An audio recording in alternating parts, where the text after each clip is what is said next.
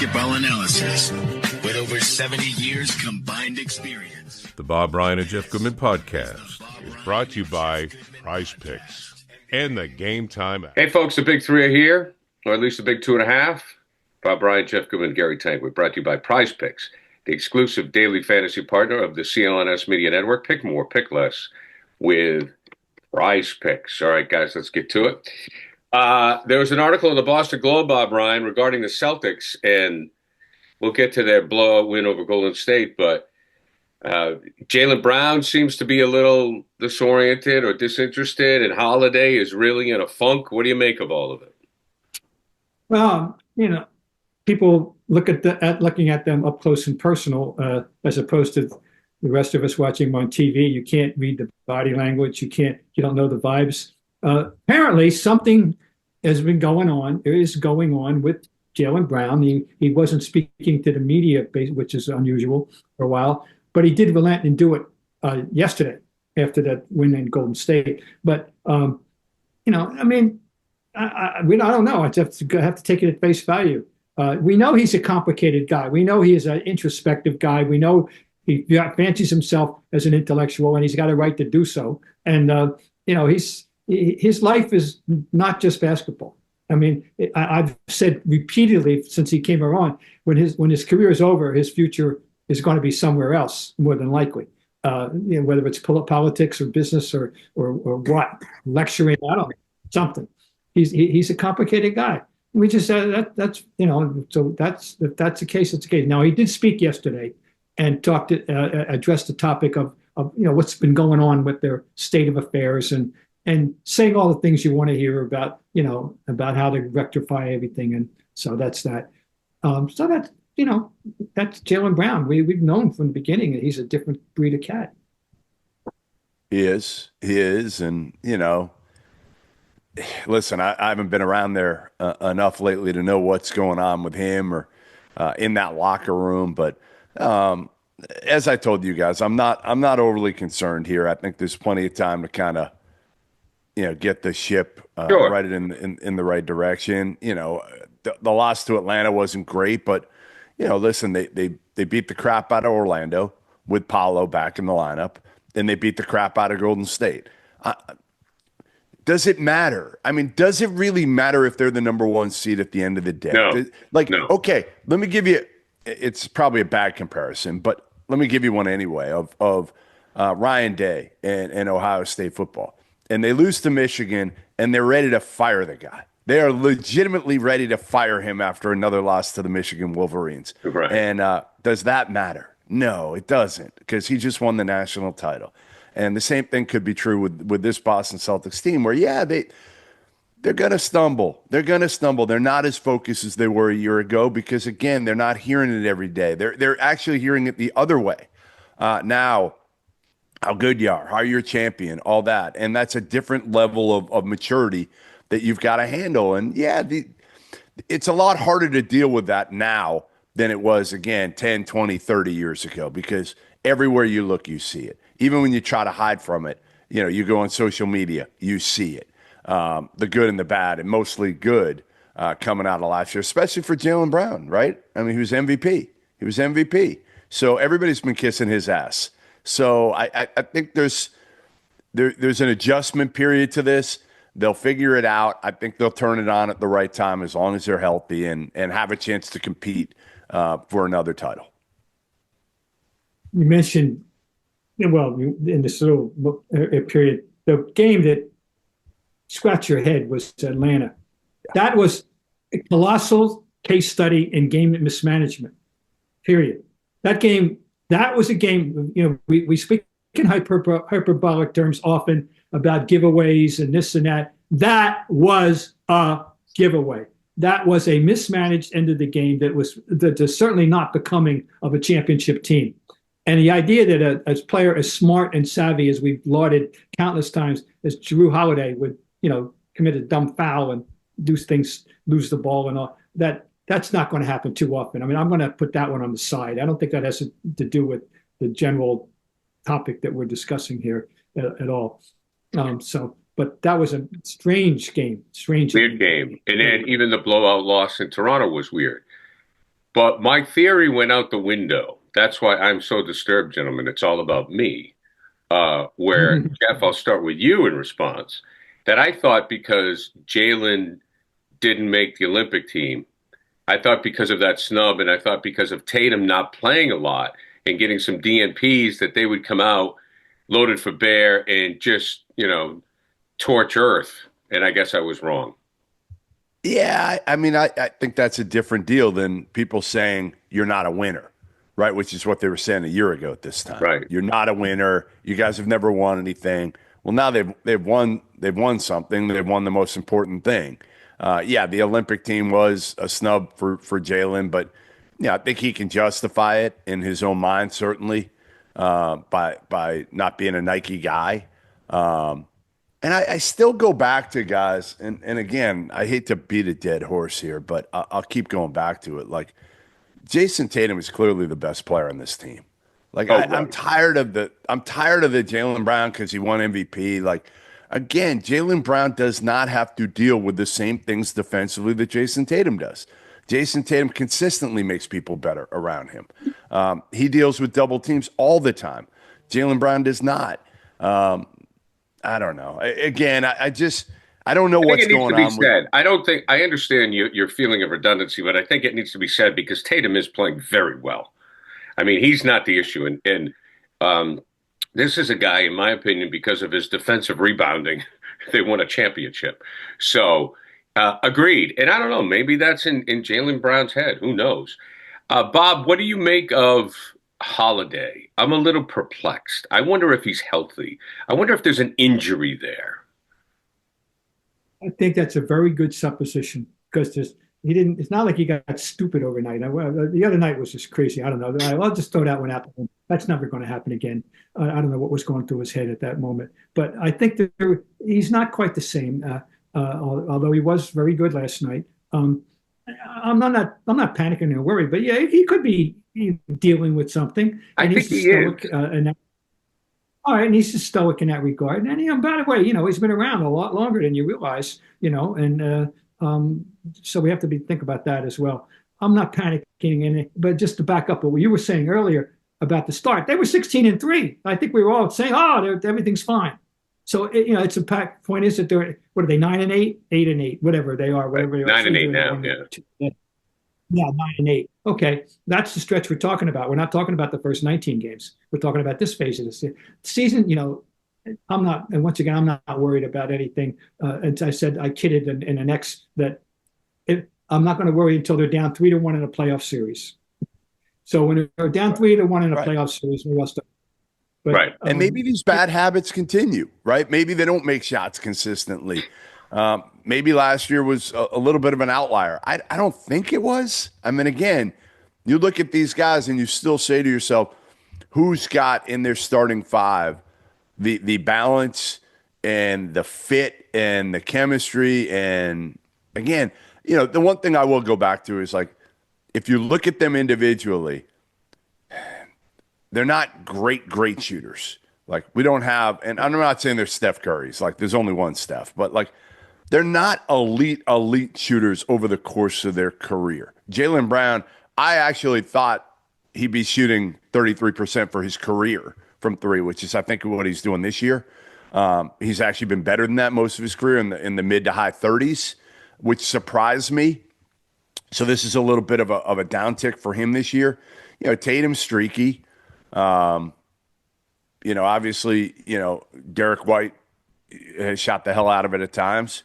I just, you wonder sometimes when you're shooting that many threes, it's gonna run in kind of cycles a little bit. Yeah, I mean, there's no question they became too dependent upon the three, and then when they tried to go get away from it, they've had some struggles. But I think we all agree that they will be there in the end.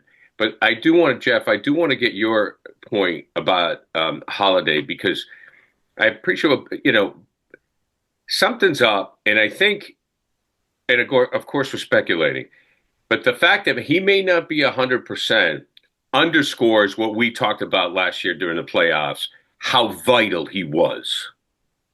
Like if he's not 100%, it's for the casual observer, it's easy to just not consider it.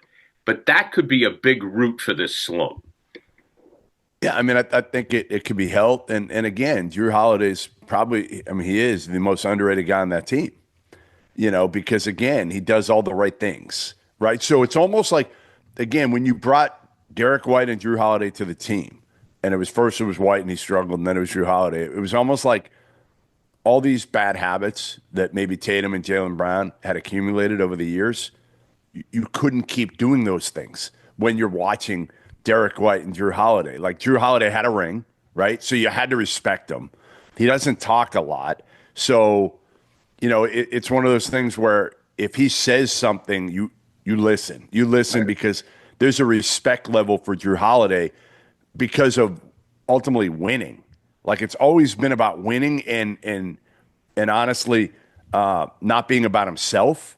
Those two things are paramount. And you wonder, right, you just wonder if he's going to start to fall off too because of age. We got more coming up. We're going to talk about Golden State, their situation, and Bob has some numbers on the brothers Curry. But first, I have to tell you, ladies and gentlemen, that we are brought to you by Prize Picks. Prize Picks is the best place to get real money sports action.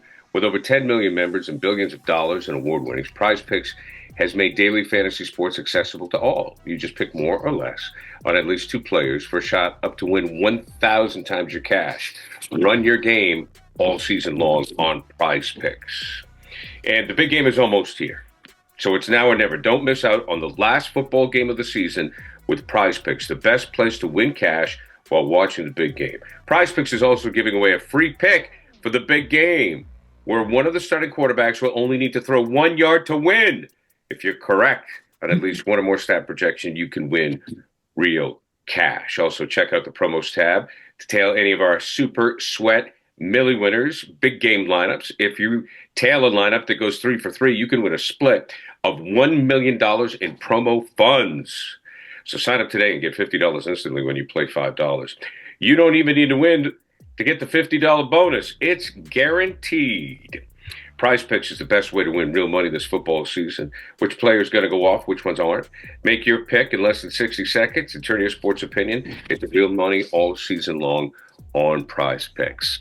So what do you think is going to happen? Kelsey, is he going to have more receiving yards than, say, $120? Download the app today and use code CLNS to get $50 instantly after you play your first $5 lineup. Prize Picks. Run your game. All right, let's get back to it. All right, Golden State, can they fix it? Jeff, can they fix it?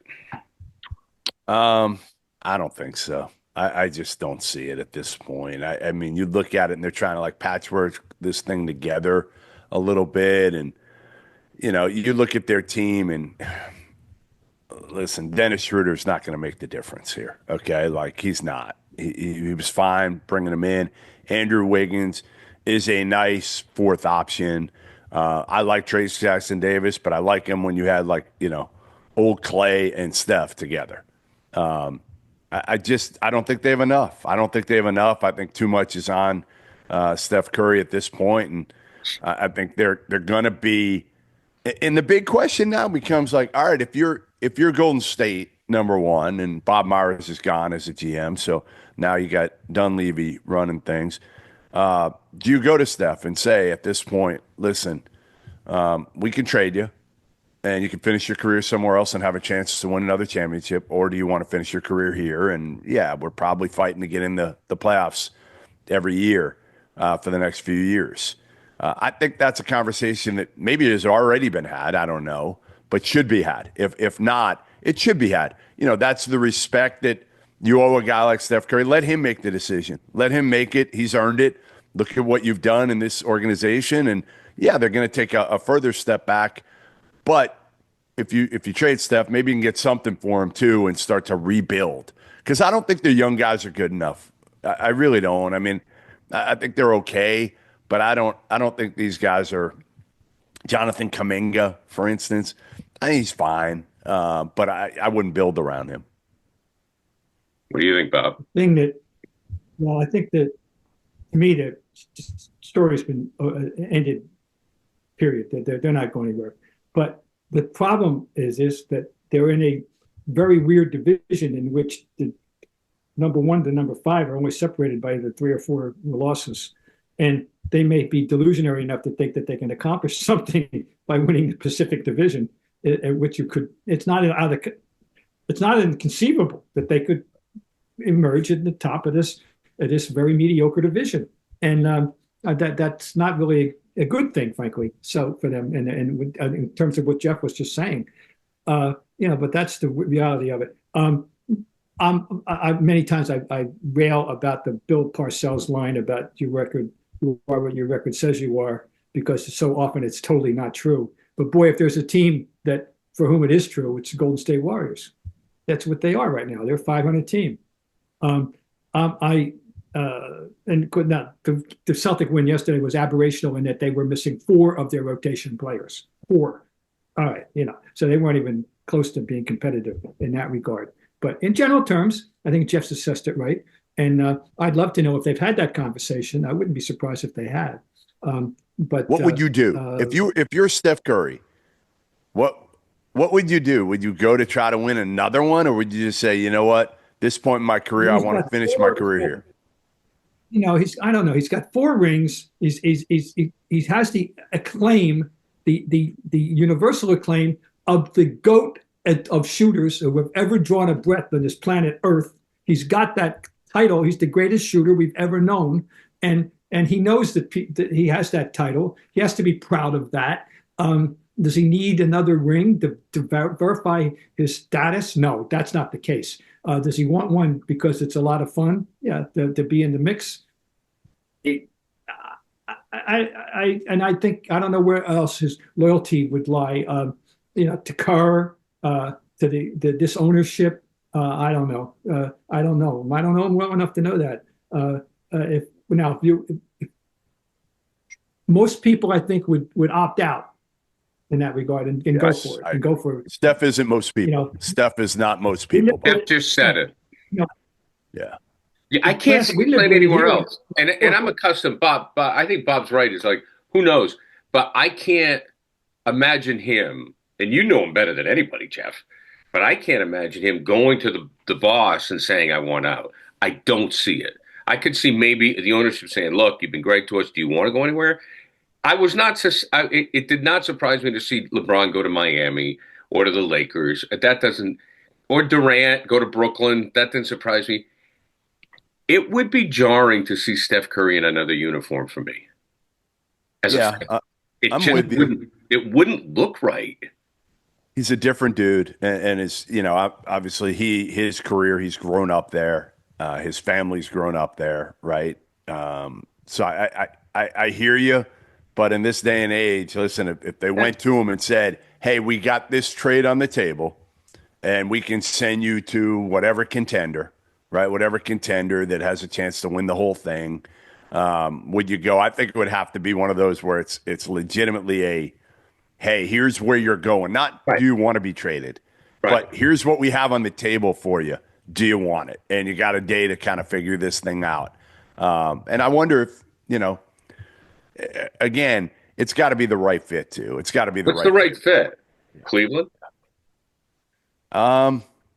Cleveland would be pretty ridiculous right now if they could add somebody, again, they've got some good, that would be a place that could take them over the hump. That's for sure. You look at it and I'm trying to think where else.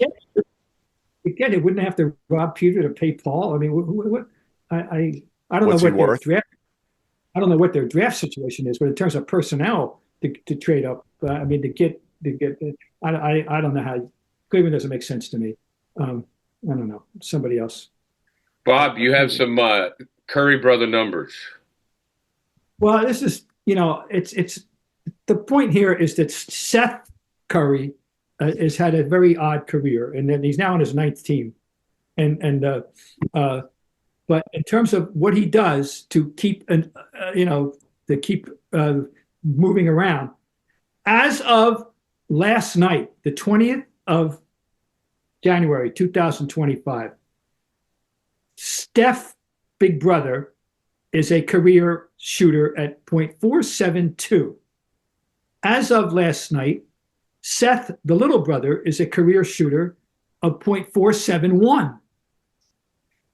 In three-point percentage, however, Seth has a career percentage of .431, and Steph, big brother, has a career percentage three-point of .425.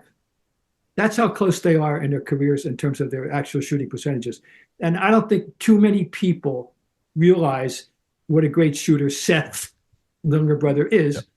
He's got the same numbers as his brother, exact same numbers. And they actually go back and forth on a nightly basis sometimes who's the leader and the brother and among the between the two brothers. It's a phenomenal thing of these two brothers. That's all. Obviously there's never been anything like it. But think about that. I'll repeat once again. Steph is 4.72 and Seth is 4.71 in field goal percentage. But in 3-point, Seth is 4.31 and Steph is 4.25.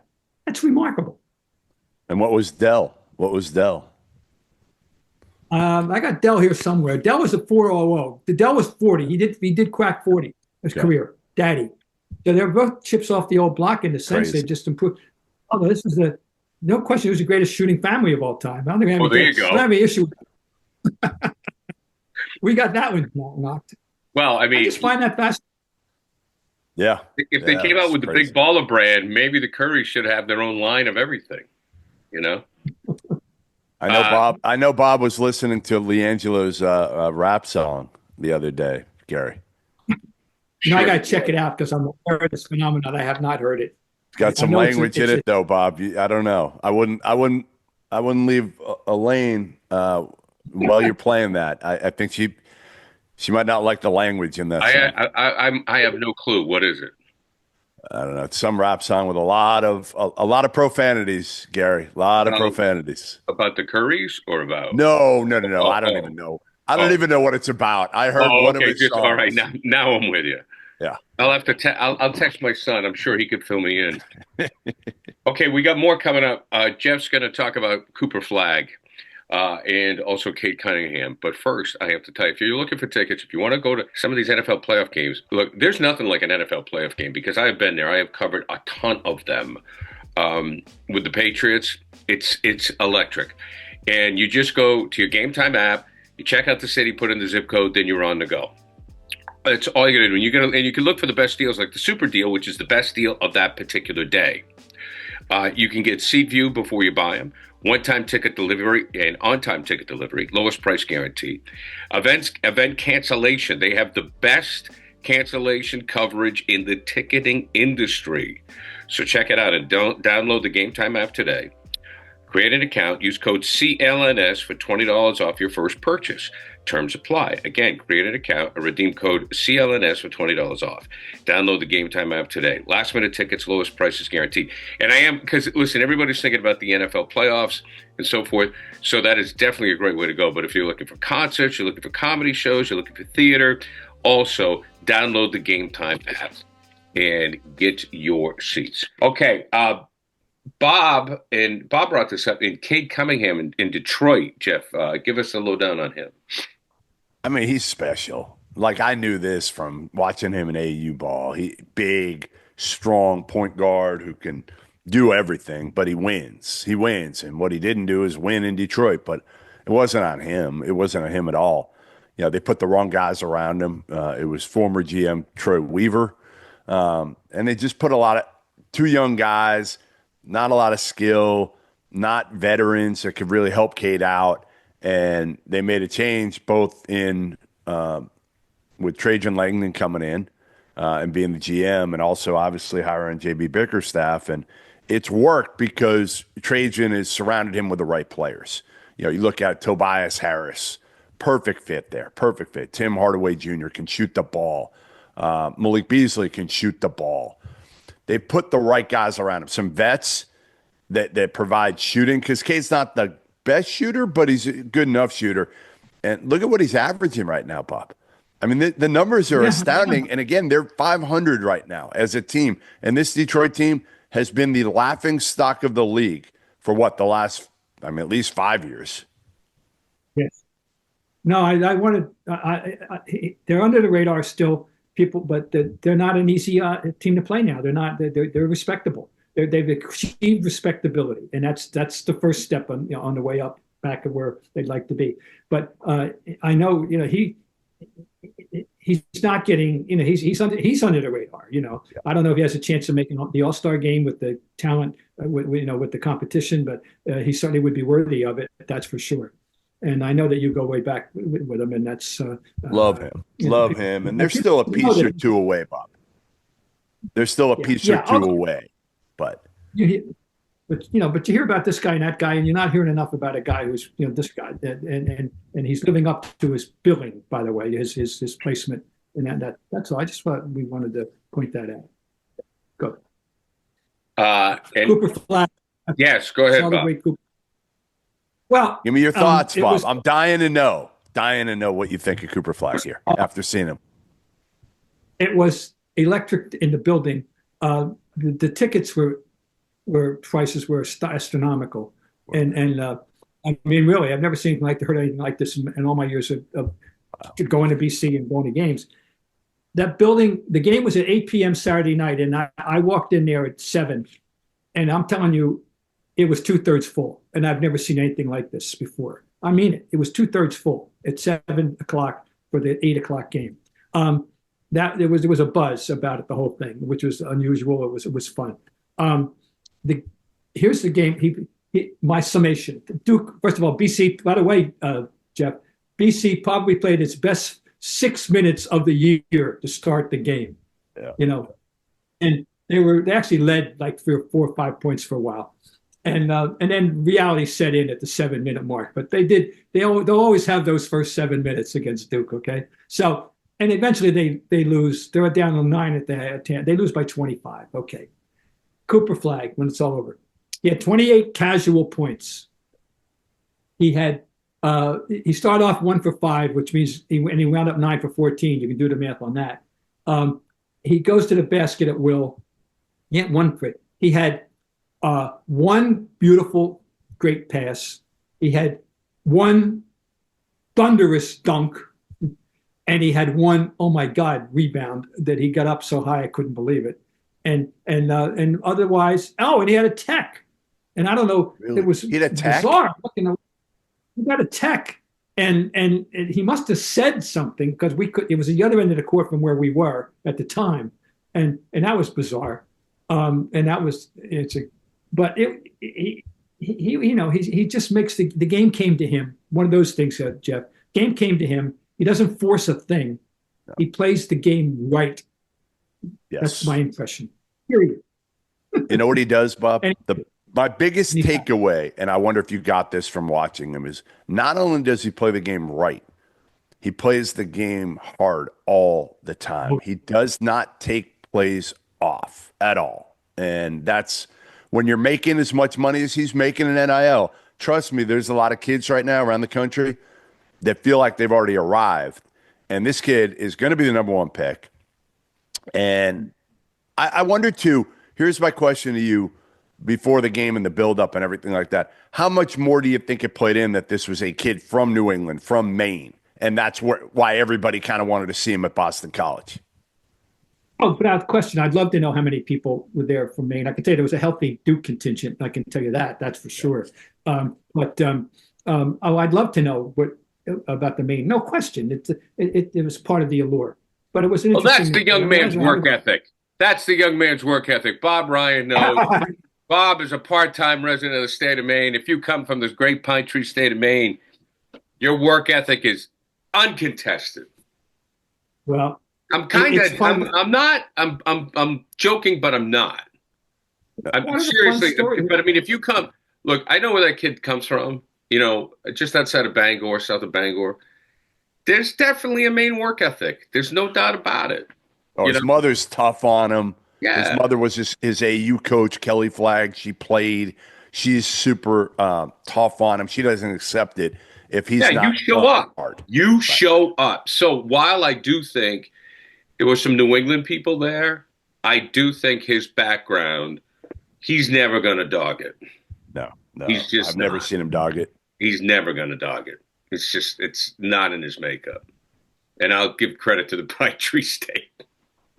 He yeah, I mean the other thing that's interesting about him is this year I actually thought he would have a little bit more juice. Like I thought ESPN would try to sell him even more and build him up even more. But I think because the college football playoff went later and got more attention, I think college basketball is taking an even further back seat right now because in ordinary years, I mean, think of Zion and all the attention. Now, Zion was different. Obviously, he could jump through the gym and all that. But, Cooper Flagg is a white Duke player, right? Like you would think you're going to build him up as either, Christian Laettner or JJ Redick or one of those type of guys. Now, he's not dislikable, in my opinion, like Laettner was. He's not I mean, you said he got a technical, which surprises me. He's not a big-time trash talker. He doesn't show a lot of emotion on his face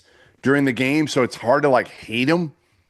But I wonder if that'll change now that college basketball, especially after the Super Bowl, will come to the forefront for a month or two. Once or twice, there was a look on his face that I identified as, there's a grit in the air. There's a little take that, you guys kind of thing. And you mentioned the intensity and them playing hard all the time. And I was going to say, it radiates. You can feel it. You can feel it with him. There's no question. Yeah. You just don't hate him like Laettner. Laettner, you never going to. It's never going to be. Did you ever go to the tourney? What's up? Have either of you guys been to the State of Maine basketball tournament at the Bangor Auditorium? No, I haven't. I've heard a lot about it. You're right. I gotta get Ryan up there. Yeah, I'd love to. I mean, Goodman's wherever he's everywhere else, but I got to try to get. There is nothing. Look, people. I mean, Maine. The fact that Cooper Flagg comes from Maine still blows my mind. I don't know how it happened. I mean, I don't know of one person from Maine. Rick Carlisle went to Orono for 2 years, but he's not from Maine. I can't think of one person from Maine that was born in Maine that's in the NBA. I can't either. My question to you is going to be, as it reached the point where he's as famous in Maine as Cindy Blodgett. That's all I want to know. I don't think so. I don't think he'll get there? You don't think I think he'll get there. No, here's the thing. Here's the deal with Blodgett. Blodgett played for UMaine. That's true. Right. When she played for UMaine, that was the difference. And, plus, didn't he prep a year? Where'd he go? He did. He prepped a couple at Montverde Academy. Yeah. So, Blodgett stayed. Well, I'll give him credit. He did stay. He did stay for his Maine AU team. He did stay with those guys all the way through. His brother, twin brother, Ace Flagg on that team. But no, it's an amazing story, and it's cool. I'm glad you got to see him in person, Bob, because I've seen him a ton over the last couple of years, and he's just different. He's very different, and because, like you said, he gets his points quietly. He does everything well. There's really no hole in his game. The hole in his game has been his three-point shooting over the course of his career, but he's still okay there. He's a very good passer. I don't know if he blocked any shots in that game, Bob. Well, yeah, I think he did. He did. I mean, that's the part of his game that I'm just like, wow, like the way he can get out and contest and close out and block shots. I hate to use that code word, buzzword, but he's more quote unquote athletic than people understand. He is athletic. Or would have. Right. Yes. This rebound, I'm telling you, it was head above the backboard kind of rebound. It was just got my attention. It was an ooh and ah rebound. You don't see it too often. I'm telling you, it was really something. Bob, where do you think? How does he fit in the NBA? Well, I mean, he's such a well-rounded and efficient player. I mean, there's everybody. I mean, he fit anywhere. I mean, I don't know, and I don't see any problem here. There's no but I mean, his three-point shooting is a work in progress, and that's such the currency in the league these days. But given his scope of his game, I just think it's the reason why he's already been conceded he's going to be the number one pick. So Jeff, before we go, your thoughts on the rough start, from Mr. Calipari. Well, I mean, first year at Arkansas, he kind of gets run out of Kentucky after, a tough last 4 or 5 years where he didn't do anything in the tournament.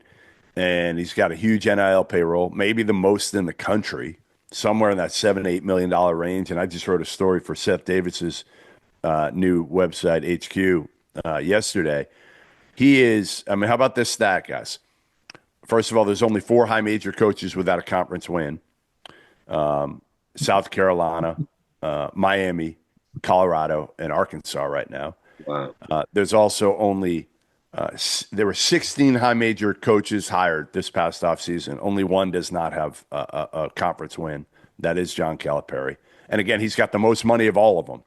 But the one thing talking to people in the SEC, coaches, they kept saying to me was like, the pieces don't fit. The game's passed him by. His staff isn't very good. His biggest advantage was obviously recruiting over the years, getting high level pros. Well, those guys now, think about it. Okay, Cooper Flagg went to Duke. That's fine. I mean, Cal would lose guys to Duke before. But, Dylan Harper and Ace Bailey, the second and third most talented players in this class, went to Rutgers. Is the old Cal losing that battle? No, he is not. So NIL changes things, number one. And you have to be a general manager now.